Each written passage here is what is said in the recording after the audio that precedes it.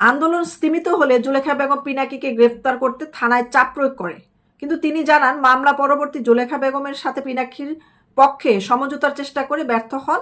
এবং ফেব্রুয়ারি মাসের 27 তারিখে জুলেখা বেগম কন্যা সন্তান প্রসব করলে পিনাকি মামলা থেকে বাঁচতে মার্চ মাসের 5 তারিখে মামলা থেকে বাঁচতে মার্চ মাসের শেষের দিকে দেশ ত্যাগ করেন। এই মামলা থেকে বাঁচার জন্য, মানে এই সন্তানকে সে স্বীকৃতি দিবে না, সে কত বড় অমানবিক, সে বিদেশে চলে গেছে দেশ থেকে করে, এবং ইন্ডিয়াকে বর্ডার ব্যবহার করে কিন্তু সে বিদেশে গেছে, এবং ইন্ডিয়ার বিরুদ্ধে এখন সর্বোচ্চ বেশি ভারত বিদ্বেষী সেই করতেছে। একদিকে রাজনৈতিক অবস্থান সম্পর্কে জানতে চাইলে ডক্টর হারুন দাবি করেন পিনাকি ভট্টাচার্য এখনো কমিউনিস্ট পার্টির রাজনীতির সাথে জড়িত বলে দাবি করেন,